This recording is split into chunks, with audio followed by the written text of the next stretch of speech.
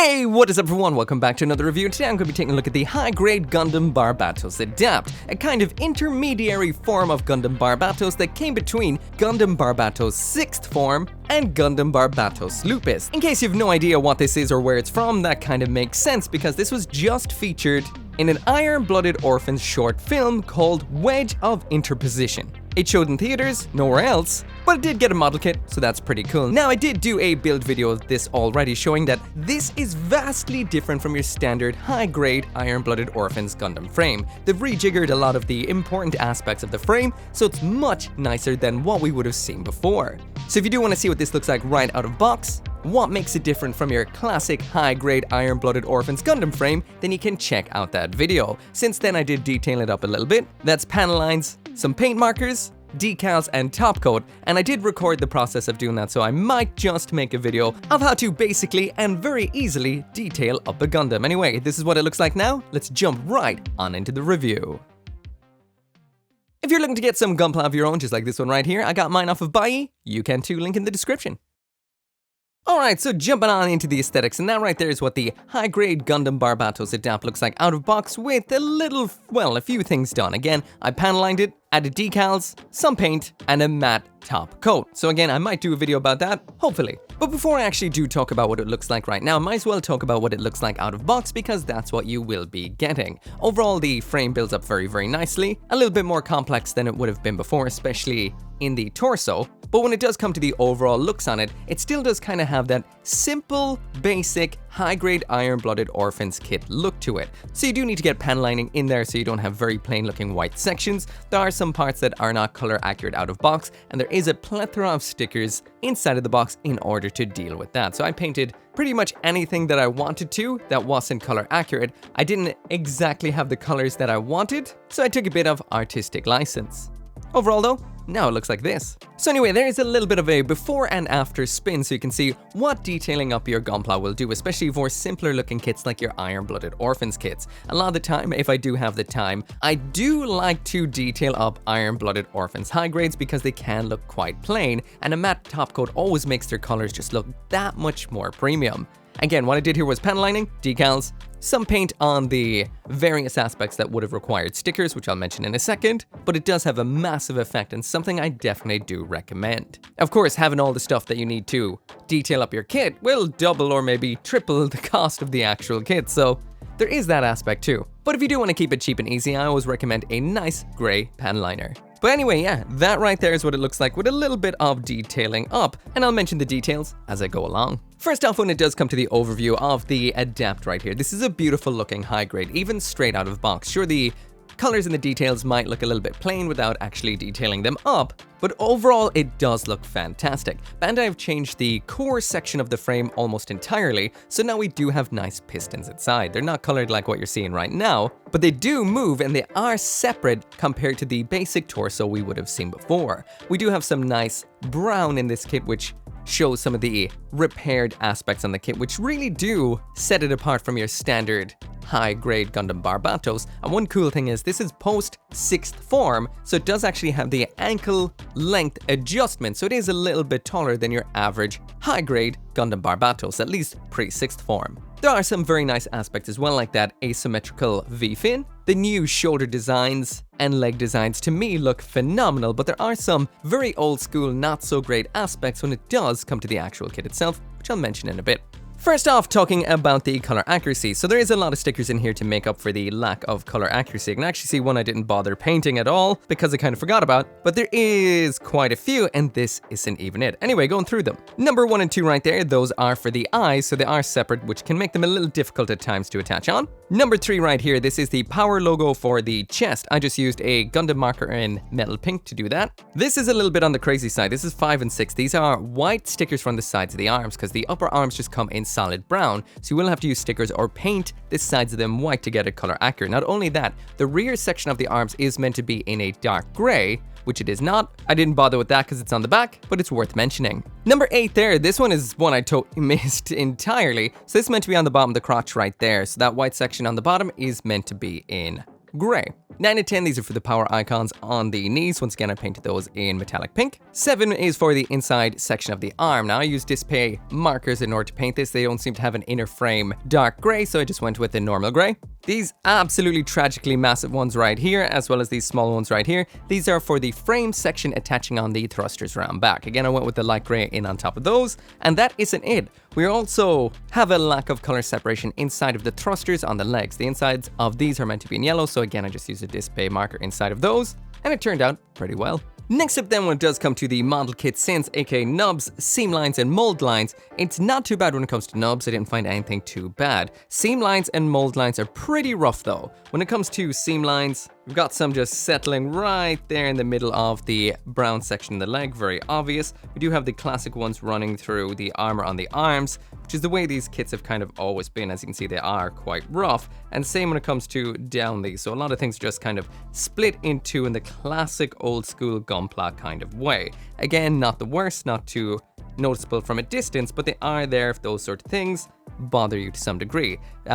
Mold lines are pretty rough too. For example, up on the surfaces of various bits, like on here. Actually, it's kind of hard to see when you do matte top coat. They're not the worst looking, but there was a couple right here, running up the sides of most things, like you can see there on the pistons, running right up the center of these leg sections right here. And they're pretty much all over the place because the way these sort of kits are molded with a lot of the singular pieces as just one big piece, so it is hard to hide the mold lines. But in the end, it's still a very beautiful looking kit. And well, my favorite high-grade Barbatos to date. So jump now into the accessories, and here's everything that comes inside of the box with the high-grade Gundam Barbatos Adapt. What we get is what are technically the weapons for this kit, which are the new long sword and short sword, but left over on the runners from the original high-grade Gundam Barbatos that this is based on is the mace and the longsword from that kit, so those are technically included as well.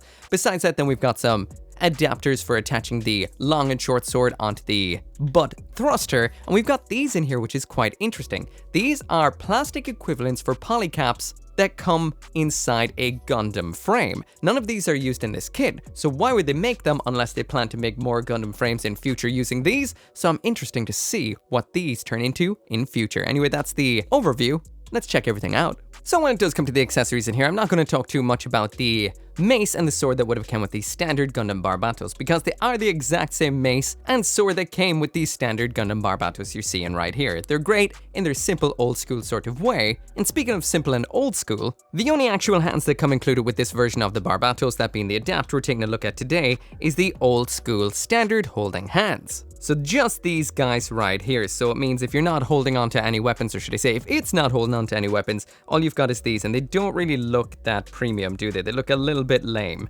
So the fact that there are alternate hands out there as part of the Iron-Blooded Orphans option sets means they could have thrown them onto the runners. It is a premium Bandai kit after all. It really seems a little bit crappy not to include some expressives. Anyway, when it does come to the accessories in here, we've got the long and the short sword. These are very simple, just one piece in very traditional Iron-Blooded Orphan style, just a big old hunk of metal. We've got the long version as well as the short version, pretty much the kind of same overall besides the length. On top of that then, we do have these kind of holster attachment parts for around the butt flap for storing them when they are not in use. So when it comes to attaching in the weapons, it's the usual kind of hand routine. However, the first time I did separate the hand sandwich style to attach it in to get in the longsword, but I realized you don't actually need to do this. These are those simple kind of weapons you can just slide into the hands, so I tried reverse grip for the smaller sword on the left hand, just like so. When it comes for the mounting points for the swords when they're not in use, these just attach onto the rear of the thrusters around back. These are ball jointed, attach on like so, and simple, well, to do. Anyway, now that the weapons are attached, it's finally time to get into a pose. I'm gonna get it up on the stand. The stand I'm using right here is the Simple Stand by Good Smile Company, highly recommended. 3 come in a pack, and great for high-grade kits. Anyway, posing in general is okay. It's got that kind of Iron-Blooded Orphans Gundam frame awkwardness, now with reinforced joints, but the awkwardness is there. So not as bad as before, but overall not the most seamless posing experience. You can get good poses out of it, it looks pretty cool when you've got it posed, and overall, impressive for a Gundam frame high grade. When these are not in use, you just pop them out of the hands like so, and they attach pointing upwards onto the adapter sections on the butt thruster. You can put them the other way around if you want to. This is the way it says in the instructions, so I guess the longsword isn't scraping all over the ground. And they do have a little bit of movement. They are attached onto ball joints, so you can move them where you want them, out of the way of poses and whatnot. They don't hold on crazy tight. Leverage can knock them off very easily, but overall they do work out nicely, hold on, and can somewhat get in the way while posing. So it's best to kind of pull them off, pose it, and then reattach them on, but otherwise okay. Alright, so next up, moving on to the articulation, and first off, the usual commentary on how solid it is, and compared to your standard Iron-Blooded Orphans kit, this is, well, there's a bit of wiggle as you can see right there at the hips, but besides that, this is not going to fall out of a pose. This is so impressively strong. All of the polycap joints that are, well, existing in this from the original frame have been replaced with plastic. So the design is the same, but they are made out of plastic. And we've got some brand new aspects, the most impressive, of course, being the torso. Anyway, let's get into the usual pose and talk a little bit more about what it can do.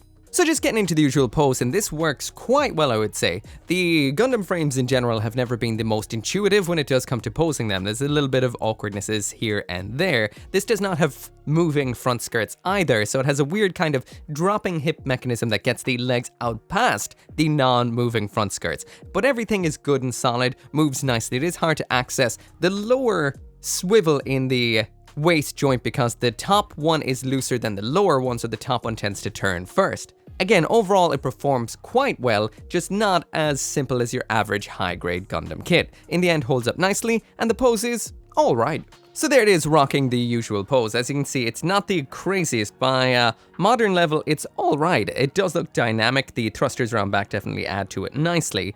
The overall articulation is quite limited in some places like the knee. Like I said before, this may have some new updated aspects to the frame, but a lot of the older joints like the elbow joints and the knee joints are the same, so they are somewhat limited. It really is only the shoulders, well, not even the shoulders, more so just the torso and the hips that are the most impressive in here, but overall not bad. Alright, so going through all of the articulation piece by piece, I took off the thrusters around back to make it a little bit easier. And first off, super big warning right here. The necks in these adapt kits are renowned for breaking. This is a C-clip joint for the neck, and apparently, yeah, that is very likely to go. Again, the lower, well, not the lower joint, the lower joint, yeah, it's the lower joint, tends to not move as much as you'd want it to compared to the top one, so it does put a lot of strain on this tiny C-clip joint. Strange design. Anyway, there's the head all the way up, so very nice, all the way down, so good range of motion. You can get your side to side as well, but I'm not going to push it because it is a known break hazard.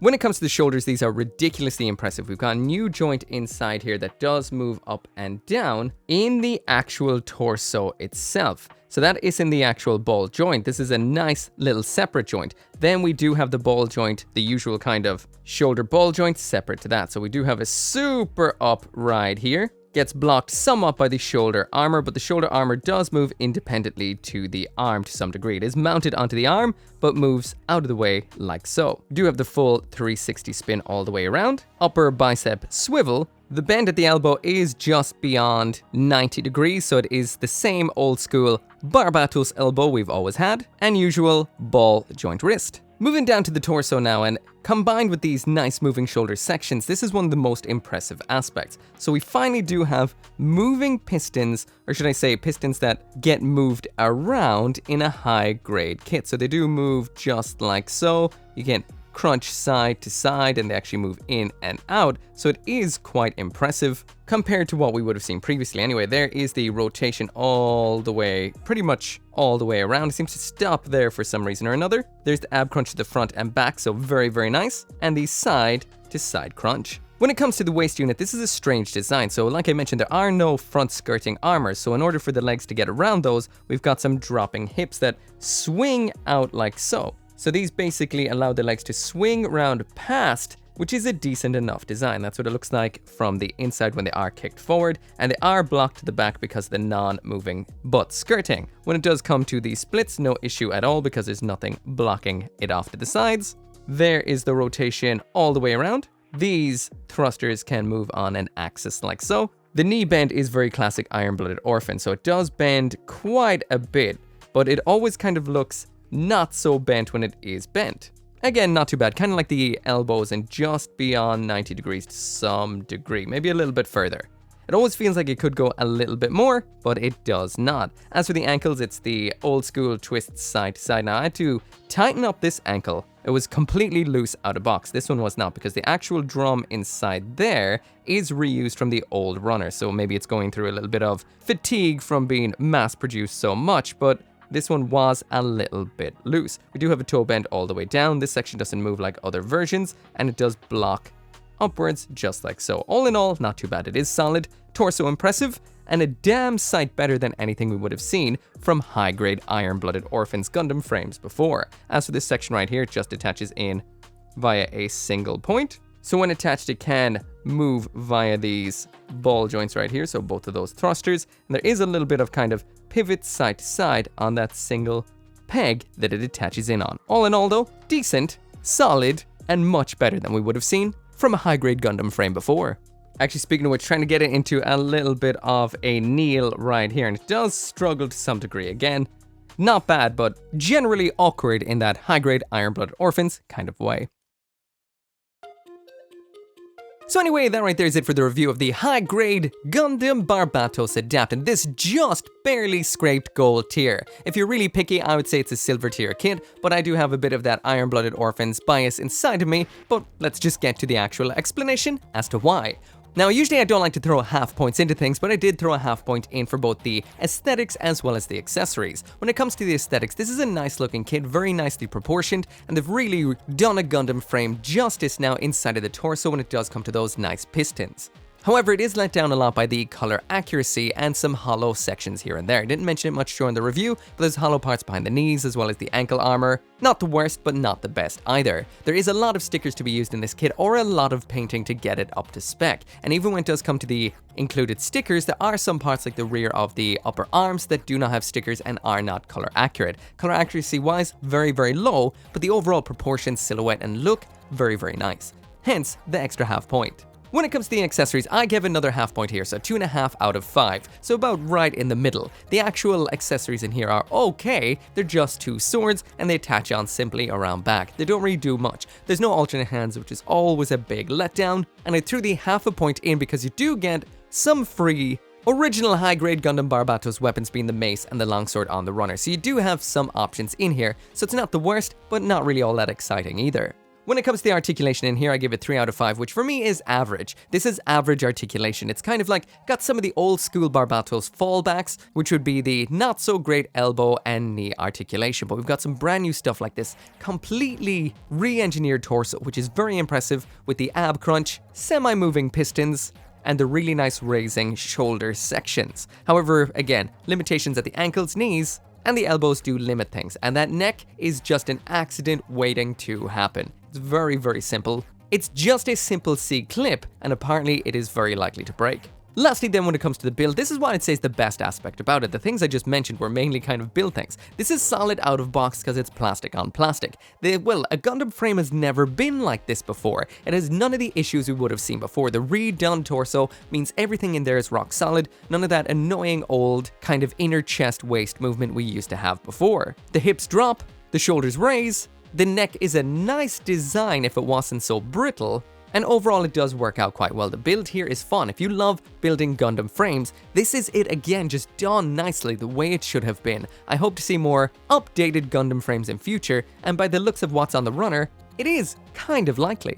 Anyway, that right there is it for the review. As always, thank you so much for watching. If you want one of your own, I got mine through Buy. Link is down there in the description, and as always, I will see you next time.